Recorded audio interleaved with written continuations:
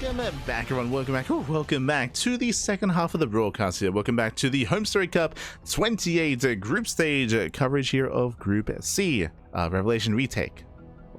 What does the subtitle mean? I don't know.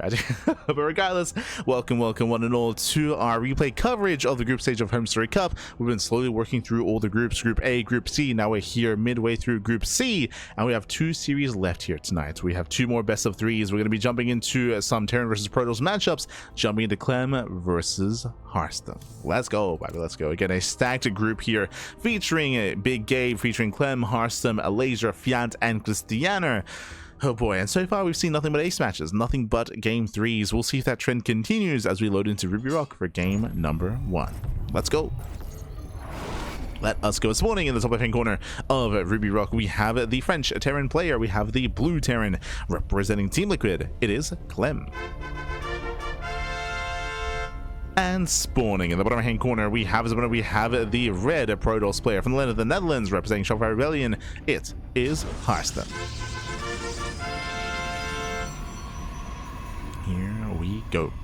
So we're jumping into our fresh best of 3, and already we've seen quite a bit of variety here from Harstem. At least we did see Harstem to take note earlier when it came to his play against Alasia. We did mention how Harstem often does come up with his own builds and does play his own way. His own style often does kind of avoid the meta, and it does lead to some more refreshing games. We saw some massive amount of glaive at play against Alasia, non-stop glaives actually from Harstem, except for that final game where he committed into more stalker aggression. Here against Clem, we'll see if he does open up Twilight Council, Stargate, or Robo. I don't want to count out some of the other tech structures. They are more niche, but I feel like Harstem is typically more niche as well. So we'll see.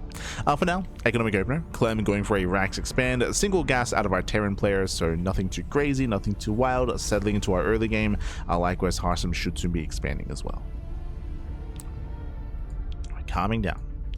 No proxy pylon, no eBay block, no shenanigans. There is that Nexus.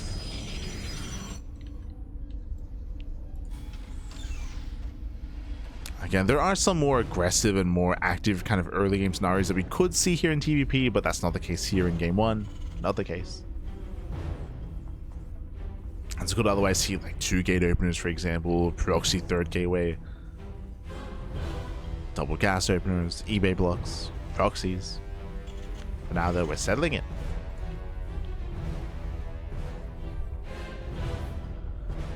Is this live? Stream is live. The games are from replay is usually marked in the stream title. True. Shout out to Stream Elements. But yes, this is a replay cast. It should be in the title of the stream.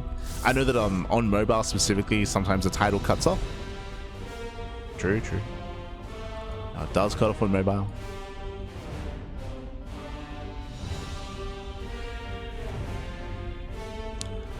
But this is a replay cast. As we do see Harstem going for his tech of choice, going for a Twilight Council opener back at home.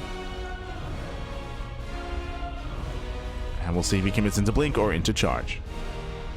Likewise, Clem, interesting, going for a second Rax. Okay, a much more aggressive follow-up here. So a much more standard opener is to go Rax, Factory, into Starport, into drop play, into scouting across the map, into some kind of early game aggression. But here we see a faster second Rax, a delayed Starport, so delaying Metavacs, delaying any kind of drop play in favor of earlier stim, earlier bioproduction. This typically is followed up by a 3rd Rax as well, and a 3rd Rax does allow for the possibility of a 2-base all-in. So much more aggressive follow-up here by Clem. It's going to be up to Harstem to scout and to confirm. And speaking of, yep, there it is. There is that 3rd Rax. So 3 Rax follow-up hyper aggression here from our Terran. Cyclone does zone away. The downside here, of course, is going to be delayed tank production as we're prioritizing stim. So big prioritization on stim. And Harstem is playing it safe. We have 1 gateway in the main, we have 2 gateways on the low ground, so 3 gate blink. Safe play here by Harstem, but he's still lacking that vision, still lacking that scouting. Oh, as Clem gets a lock on, thankfully lock on is broken. Oh, the body blocking! Harstem, calm down. Did attempt a body block. Oof. Cyclone is being zoned away, despite that Cyclone does take down the Adept. Oof. It does catch the Adept. Gonna be forced back. And checking Harstem's vision, he still has no vision in the main. He's still working with very, very incomplete information. But he's playing a safe Robo. Robo also on 2 bases. So Harstem, he intentionally delays his 3rd base in favor of an extra gateway, in favor of an extra Robo. So he's playing it safe. Despite the safe production setup though, he still has to confirm what's going on, and here comes that hallucination. So Haluk is sent out. Meanwhile, Stim is almost done. Again, getting into combat shields, going to be hitting with +1. The starport that has been thrown down tells us that, okay, Clem can build up in towards a 3rd CC. This doesn't now have to be an all-in. Could have been, but now we have the starport, getting to reaction medevacs. Higher chance that Clem expands as he moves out. Meanwhile, we have our tech of choice, Harstem going for the bait, going for a faster Colossus. He's building up towards Colossi, but I believe Clem should be able to push out pre-Colossus. Oh boy. As the medevacs are about to pop. Harstem, he did scout all 3 axes, so he has an idea. And you can see he's trying to slow this down. Trying to pick away at the Marines, pick away at the medevacs ideally. If he can catch a medevac, he can keep Clem back at home.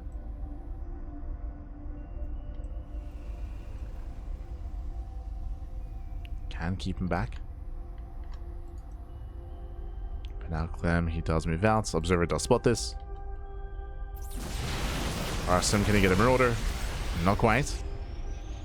First Colossus is in production. And again, Harstem has to buy time. He has to buy time for that Colossus. It's almost out.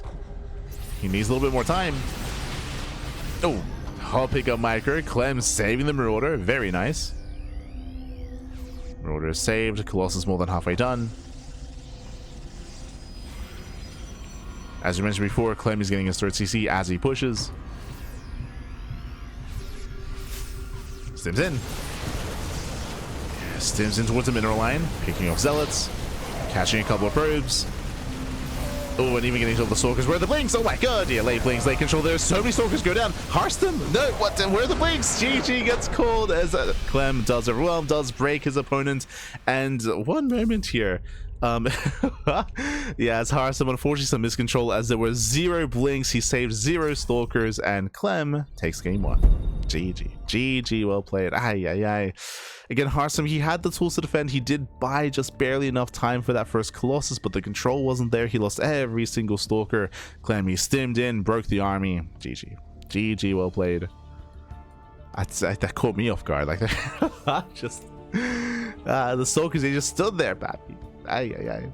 So GG well played with that. Clem does overwhelm, and Clem, he does take the game. Again, that was not meant to kill, by the way. Like, that was a quote-unquote macro opener to apply pressure and to maybe take a lead and build up into the mid-game. But again, Harstem, unfortunately, looks like maybe he wasn't quite paying attention. Maybe he panned away at that time, assuming that he would have enough to just hold his own until the Colossus arrived, and maybe assuming that Clem would back off once the Colossus was revealed. But Clem just stimmed further in. Like, he just saw the Colossus, stimmed further in, and just broke the army. GG well played. With that, we're now getting into game number 2, and spawning in the top right hand corner of the Old Republic, we have the blue Terran player. We have the French Terran representing Team Liquid. It is Clem. And spawning in the bottom right-hand corner, getting proxied, by the way. We have the red Protoss player representing Shopify Rebellion from the land of the Netherlands. It is Harstem. Oh boy, and we got to tighten up here as Harstem did have a lapse in control in that last game. Things snowballed very quickly, and they really shouldn't have. We should have been able to get into a longer game state in game number 1.